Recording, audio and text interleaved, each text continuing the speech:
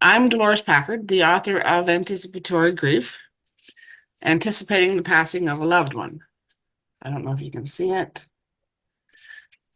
And I'm interviewing Derik Hendrickson, who is the narrator of the story. So welcome, Derik.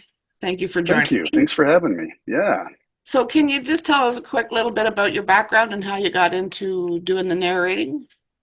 Well, the narrating came accidentally after many other travels and ideas. I actually was a freight train conductor for 15 years and enjoyed playing music on the side. But as COVID and everything else hit, Yeah. it was time to find a new job. So, having the equipment already, I started recording books while I had extra time on my hands. And it turned out to be something that's a lot of fun. So now that's what I do.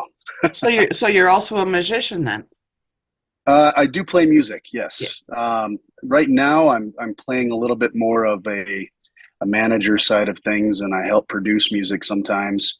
I have a son who plays drums in a couple bands, so I'm kind of playing record label and manager more than I am anything else at the moment. But Oh, getting cool. to talk in the microphone gives me my peace, and Yes. I get to read a lot of great books while I do it. It's kind of nice. So can you give us an estimate of how many books you've read?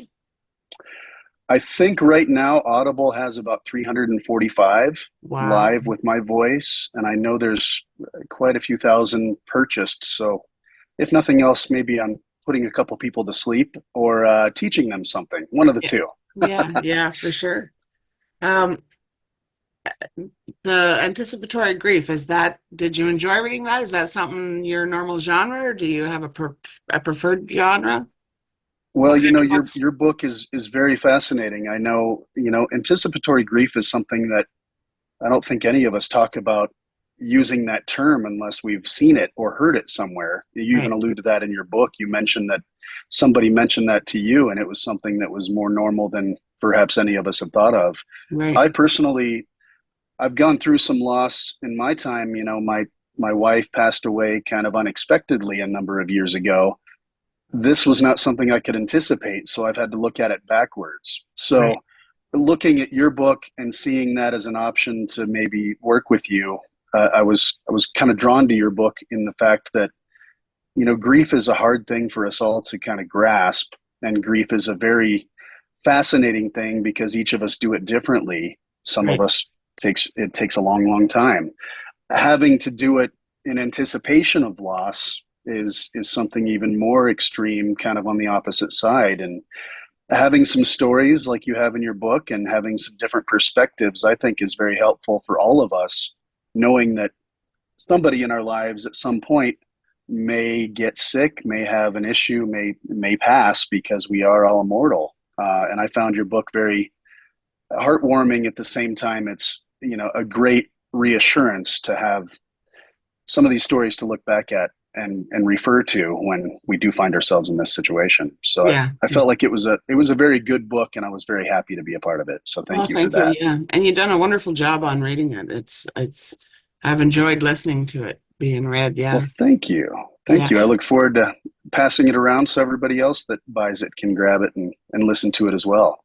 I know it's a wonderful book. I'm happy to be a part of it. I think myself personally, sitting talking to people at my shows, that a lot of people don't read anymore for a lot of reasons. The number one is they're getting older. Our majority population is now seniors, and their eyesight is going, and they can't see to read anymore. And some people are just too busy to physically read a book. I still like to hold a book in my hand, but I There is something understand. special about that. I agree with you there. Right? But I do enjoy the audio. I put them on in the apartment when I'm doing cleaning and stuff. And I like them especially if I'm doing a long trip in the car. You can, Absolutely. right? I mean, you download it Yeah. onto your phone and you can play your phone on any Bluetooth speaker or the radio or yeah, I think audio is going to become more and more popular, It seems to be the way people read these days. right? So it's fascinating that an audiobook is just as important as the print copy for someone who doesn't have that time to sit To sit and read. stagnant and read. Yeah. So Yeah, yeah, going grocery shopping and hearing another chapter of your book is just as important as sitting at home and reading it. So right. it's a Yeah. wonderful thing to be able to provide. Yeah. Yeah, you can read on the go.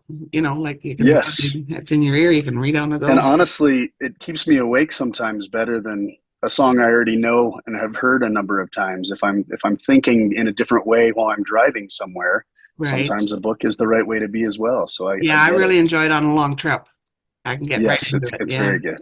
Yeah. I also have books out, fiction. I have a fiction trilogy out, and I'm getting the same kind of feedback on them that people are really enjoying the audio as opposed to the book. They've read the book, but they like it to hear it in audio. So, It's fascinating that you um, can have kind of a multifaceted way of telling the story. So that's wonderful that option is there. right? Yeah, yeah. So what's ahead for your future? What have you got planned? You got more books lined up? Oh, I certainly have a few more books I'm working on. I have a Wonderful. few more nonfiction books that I'm reading at the moment, and on the side, I'm releasing a CD for my son on his new music, and Oh, nice. working a little bit on the other side of the audio things. I still have another child that's in high school, so I'm trying to get her through that, and you know, having fun reading books all the day long in between playing Well, father. So well, this you've is done a a fun wonderful thing for job. me. You've done a wonderful job. Thank you so much. Very brief. I certainly appreciate all your hard work. And so, if you read a chapter and then you have to edit it and whatever, how long, like if the book ends up being 3 hours long, how long did it actually take to record it?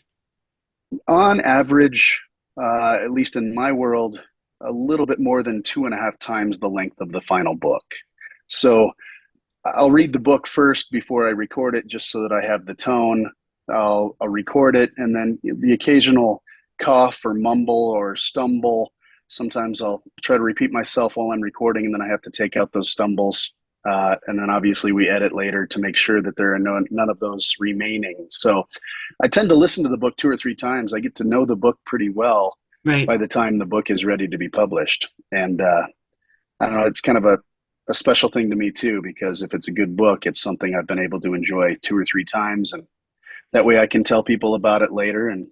remember it, Yeah, and for sure. have a good story to tell as well. So it takes a little time, but it's a fun experience. Oh, well, wonderful. Okay, well, I appreciate you taking the time to chat with me today.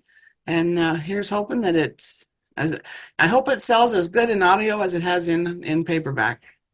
Well, It's I wish you nothing but the best. Thank you again for letting me be a part of this, Dolores. It's a wonderful book, and I hope everybody gets a chance to experience it. Thank you very much.